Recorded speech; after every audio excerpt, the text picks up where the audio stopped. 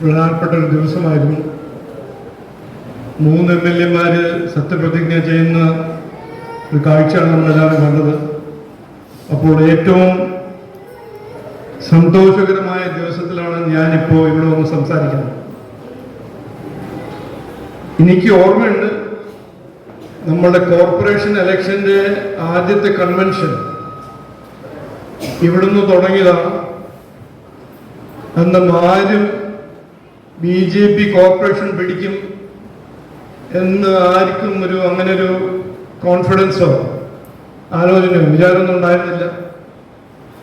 പക്ഷേ ഒരു ആത്മവിശ്വാസം ഉണ്ടായിരുന്നു, നമ്മൾ പിടിക്കും. കാരണം ഈ തിരുവനന്തപുരത്ത് 45 കൊല്ലം ഭരിച്ച CPM-നെ പുറത്താക്കാൻ ജനങ്ങൾ ആഗ്രഹിക്കുന്നു.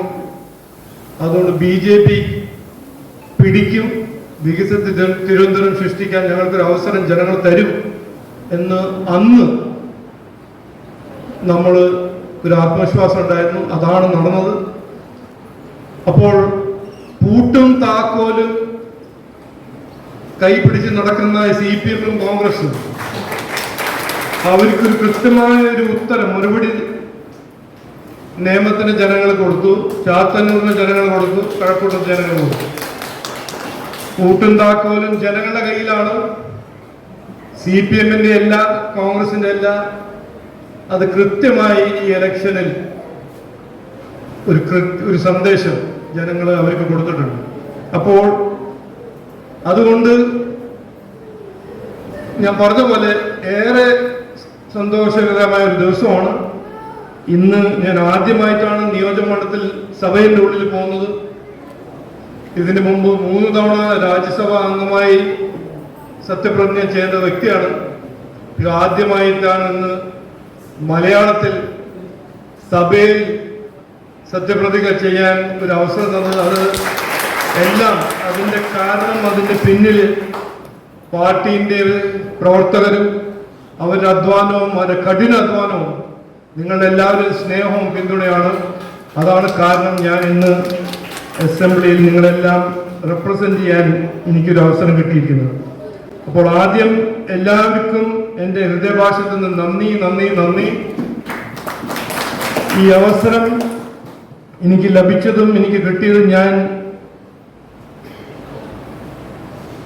വിട്ടുകൊടുക്കില്ല. ഞാൻ അടുത്ത 5 കൊല്ലം ഞങ്ങൾ തന്ന വാഗ്ദാനങ്ങളെല്ലാം ഒരു വികസിത നിയമം ആ കാഴ്ചപ്പാടിനെ യാഥാർത്ഥ്യമാക്കുമെന്ന് ഞാൻ ആദ്യം തന്നെ ഇന്ന് ഉറപ്പു തരുന്നു. അതിന് വേണ്ട 365 ദിവസം 24 മണിക്കൂർ ഞാൻ പ്രവർത്തിക്കാൻ തയ്യാറാണ്. അങ്ങനെ ചെയ്യും എന്ന് ഞാൻ ഇന്ന് പറയാൻ ആഗ്രഹിക്കുന്നു.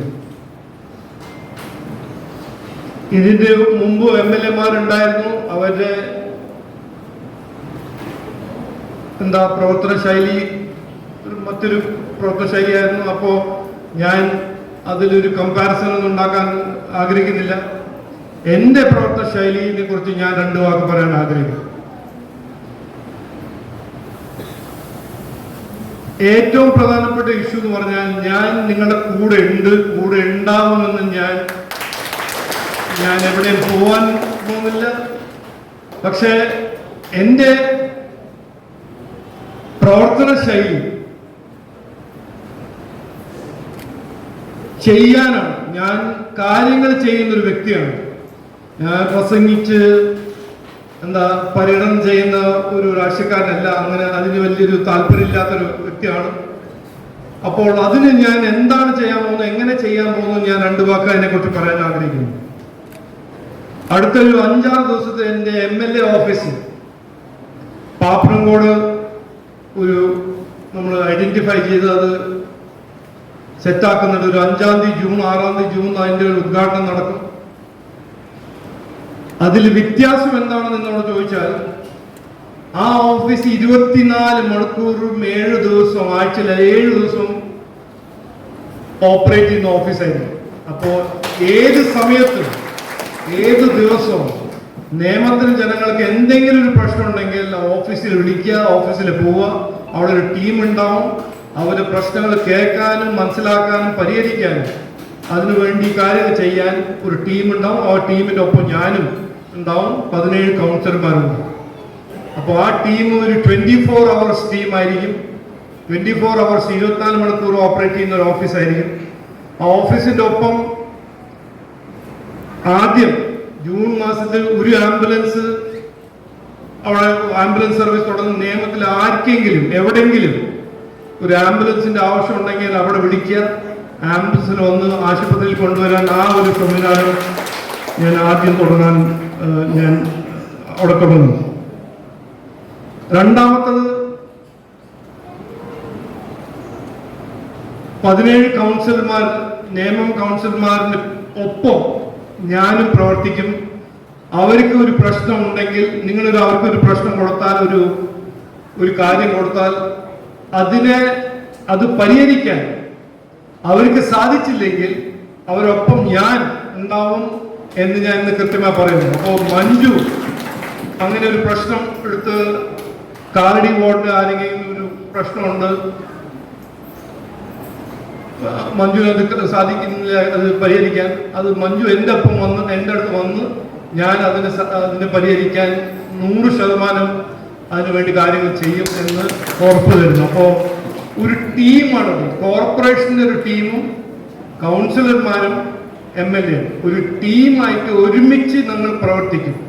ഒരൊറ്റ പ്രശ്നം നിയമം നിയോജകമണ്ഡലത്തിൽ 2 ലക്ഷം ജനങ്ങളുടെ ഒരൊറ്റ പ്രശ്നം ഞങ്ങളുടെ അടുത്ത് വന്നാൽ അത് അങ്ങനെ വിട്ടുകൊടുക്കില്ല.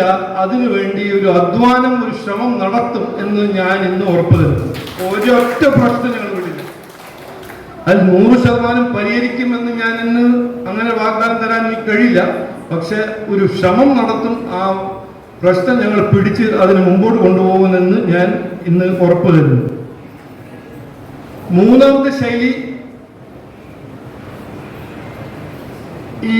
ഇന്ന് ഞാൻ നന്ദി പറയാൻ വരുന്നു, നന്ദി പറയുന്നു, എന്നിട്ട് ഞാൻ ഇവിടുന്ന് ഓടിപ്പോകുന്നു, അങ്ങനെ നടക്കില്ല. ഞാൻ എല്ലാ 2 മാസം വന്ന് ഈ വാർഡിന്റെ റിവ്യൂ കൗൺസിലർമാരുടെ ഒപ്പം ഇരുന്ന് എന്തെല്ലാം ഞങ്ങൾ ചെയ്തു, എന്തെല്ലാം പ്രശ്നങ്ങൾ പരിഹരിക്കാണ്ട് ഇന്നും കിടക്കുന്നു, അതെങ്ങനെ പരിഹരിക്കണം എന്ന് ഇരുന്ന് നിങ്ങളൊപ്പം ഒരു റിവ്യൂ മീറ്റിംഗ് എല്ലാ 2 മാസം നടക്കും. അത് 2 മാസമാണോ അല്ല 45 ദിവസമാണോ അത് നമ്മൾ തീരുമാനിക്കും. പക്ഷെ ഒരു റെഗുലർ ആയിട്ട് ഒരു കൊല്ലത്തിൽ ഒരു 6 അല്ലെങ്കിൽ 7 തവണ നമ്മൾ ഒരുമിച്ച് ഇരുന്ന് ചർച്ച ചെയ്ത് ഇനി എന്തെല്ലാം ചെയ്യണം, ചെയ്യാത്ത കാര്യങ്ങൾ എന്താണ്, ചെയ്തത് ശരിയാണോ തെറ്റാണോ, അതിലെന്ത് മാറ്റം കൊണ്ടുവരണം, അത് ഞാൻ ചെയ്യും എന്ന് അത് എൻ്റെ ശൈലിനെ കുറിച്ച് ഞാൻ പറയാൻ ആഗ്രഹിക്കുന്നു.